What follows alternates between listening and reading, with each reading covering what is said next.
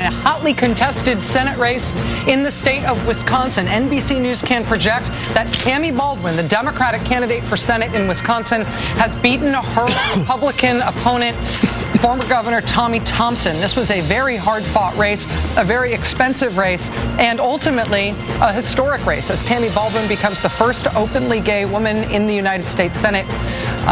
This is a big deal. Wisconsin goes to the president at the presidential level, and it goes Democratic at the Senate level. Right now, we are seconds away from Mitt Romney and what we are told will be his concession remarks from Boston. We're also told that Paul Ryan will join him on stage after his remarks are concluded. Okay. Mitt Romney in Boston. Thank you. Thank you, my friends. Thank you so very much. Thank you.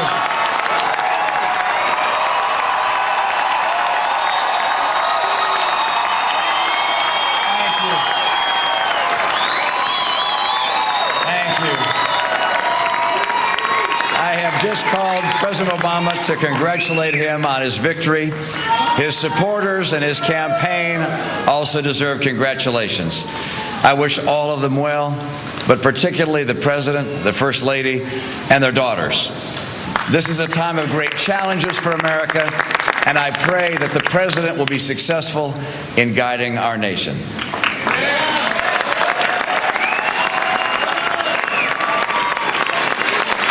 I want to thank Paul Ryan for all that he has done for our campaign.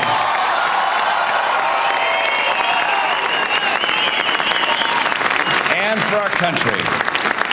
Besides my wife, Ann, Paul is the best choice I've ever made. And I trust that his intellect and his hard work and his commitment to principle will continue to contribute to the good of our nation. I also want to thank Ann, the love of my life.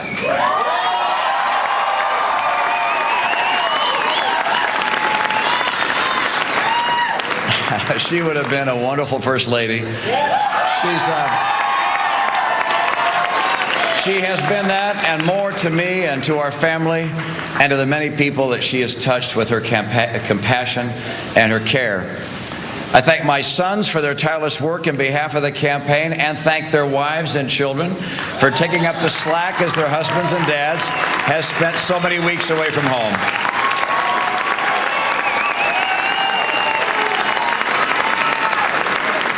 I want to thank Matt Rhodes and the dedicated campaign team he led.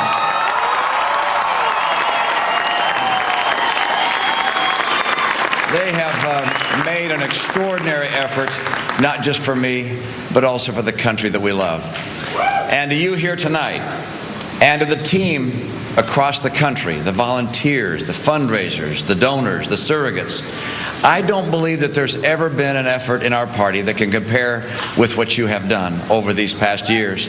Thank you so very much. Thanks for all the hours of work, for the calls, for the speeches and appearances, for the resources and for the prayers. You gave deeply from yourselves and performed magnificently. And you inspired us and you humbled us. You've been the very best we could have imagined. The nation, as you know, is at a critical point. At a time like this, we can't risk partisan bickering and political posturing. Our leaders have to reach across the aisle to do the people's work. And we citizens also have to rise to the occasion.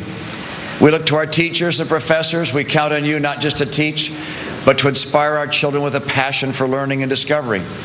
We look to our pastors and priests and rabbis and counselors of all kinds to testify of the enduring principles upon which our society is built: honesty, charity, integrity, and family. We look to our parents. For in the final analysis, everything depends on the success of our homes. We look to job creators of all kinds.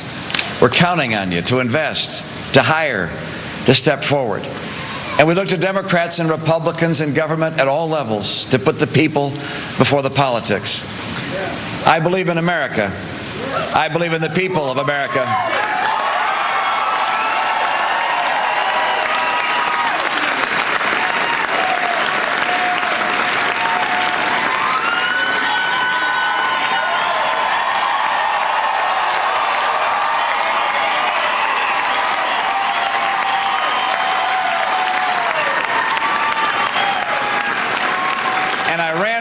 just because I'm concerned about America.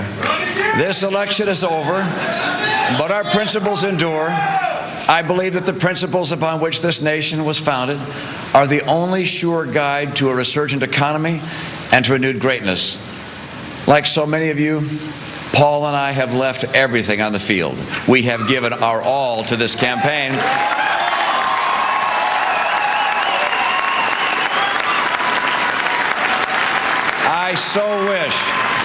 I so wish that I had been able to fulfill your hopes to lead the country in a different direction, but the nation chose another leader, and so Ann and I join with you to earnestly pray for him and for this great nation. Thank you, and God bless America. You guys are the best. Thank you so much. Thank you. Thanks, guys. At 1 a.m. Eastern Time, a short speech from former Massachusetts Governor Mitt Romney conceding the presidential election to Barack Obama. He's joined on stage there by his wife, Ann Romney, by his running mate, Paul Ryan, and by Paul Ryan's wife. They flew in time to be there for this concession speech. It was short, it was to the point, it was direct, and full of thanks. Chris? It was wonderful. I thought it was done. It was the best thing he's done in the campaign. He did it just right. He said the election's over. It was a key line. He said he had picked the right VP. He didn't lay anything on Paul Ryan, which was appropriate. He said he called the president. It had every element in the book there. He said we got to end the partisan bickering. It did have a finality to it. It was simple. He didn't come out dragging his family around him, surrounded by them. He took it alone. Not in one, as they say on stage, right out there all by himself. I thought it was very well done. Steve began by no complaints, congratulating the president, which was very important, saying he praised for the president's success, and there was a genuineness to his presentation that I haven't seen in his political moments. And this is so common that good and decent people, when they have to give a concession speech, that's when you find out more about who that candidate is. And this looks like a man who knows what he's going to do tomorrow. He doesn't look like someone who's lost. He doesn't look like someone who doesn't know how to go on with life without having this high office. It looked to me like he had a 1,000-pound brick taken off his back. I mean, he was pretty confident and pretty smooth, knew exactly what he wanted to say and how he wanted to say it, like he had absolutely no pressure whatsoever.